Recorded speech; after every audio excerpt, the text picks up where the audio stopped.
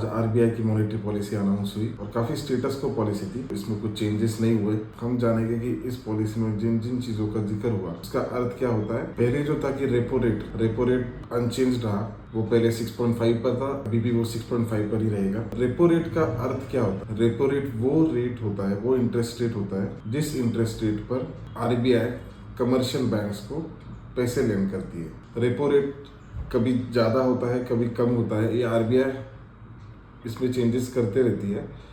ये चेंजेस करने का मेन जो मोटिव होता है वो ये होता है कि लिक्विडिटी को मैनेज करना। अगर लिक्विडिटी बढ़ानी हो तो रेपो रेट को कम किया जाता है, और अगर लिक्विडिटी कम करनी हो तो रेपो रेट को बढ़ाया जाता है। वो फंक्शन ऐसे होता है कि अगर मान लीजिए कि आरबीआई ने कम इंटरेस्ट रेपो रेट को कम कर दिया, मतलब इसका अर्थ ये है कि बैंक्स को, कमर्शियल बैंक्स को कम इंटरेस्ट रेट पर आरबीआई से पैसे मिलेंगे। तो आरबीआई से कम इंटरेस्ट रेट पर पैसे मिलने के बाद जब कमर्शियल बैंक्स भी लेंड करेंगे तो वो भी कम इंटरेस्ट रेट पर लेंडिंग होगी, और इसका रिजल्ट जो निकल के आएगा, लोन्स के लिए ज्यादा अप्लाई करेगी और लोन्स ज्यादा लेंगे, तो उसकी वजह से पैसे ज्यादा आएंगे और लिक्विडिटी का फ्लो डिक्रीज होगा। सेम प्रोसीजर में अगर रेपो रेट को बढ़ाया जाता है तो बैंक्स को हायर इंटरेस्ट रेट पर आरबीआई से पैसे मिलेंगे। तो सिमिलर फैशन में बैंक्स जो कस्टमर्स है उनको हायर इंटरेस्ट रेट पर पैसे देगी। इसका ये रिजल्ट निकल के आएगा कि लोग लोन्स के लिए ज्यादा अप्लाई नहीं करेंगे क्योंकि हायर इंटरेस्ट रेट है। तो इस तरीके से लिक्विडिटी को मैनेज करने के लिए रेपो रेट में कम और ज्यादा किया जाता है। दूसरा जो रेट था वो था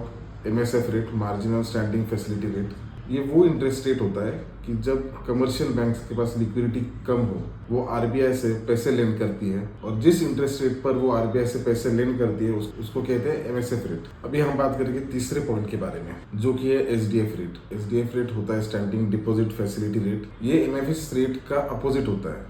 एमएफएस रेट में हमने ये देखा कि जब कमर्शियल बैंक्स के पास लिक्विडिटी कम होती है, एसडीएफ रेट जो होता है वो एमएफएस रेट का अपोजिट होता है।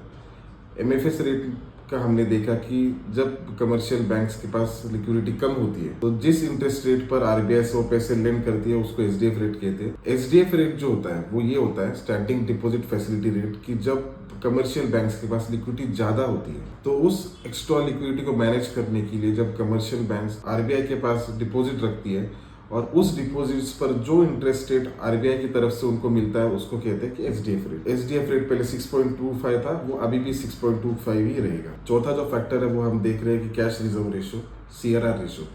ये सीआरआर रेशो क्या होता है?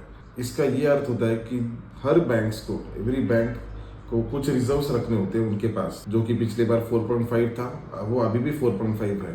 4.5% उनको कैश आरबीआई के पास रखनी होती है। जिनको कुछ भी इंटरेस्ट रेट उस पर नहीं मिलता है, वो रखने का कारण ये होता है कि अगर बैंक्स को कुछ भी दिक्कत आती है तो उतने रिजर्व्स उनके पास होने चाहिए जिससे वो बैंक उस दिक्कत को सॉल्व कर सकती है। अभी जो फिफ्थ एस्पेक्ट ये है कि एसएलआर रेशो। एसएलआर रेट जो था वो पहले 18% था, वो अभी भी 18% ही है। एसएलआर रेशो वो होता है कि जिस रेशो में बैंक्स को लिक्विड फॉर्म में उनके पास डिपॉजिट्स रखने होते हैं उसको स्टैट्यूटरी लिक्विडिटी रेशो बोलते हैं।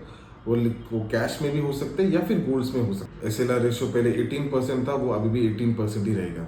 इन्फ्लेशन जो था, इन्फ्लेशन अभी कुछ ईज ऑफ होते हुए दिख रहा है।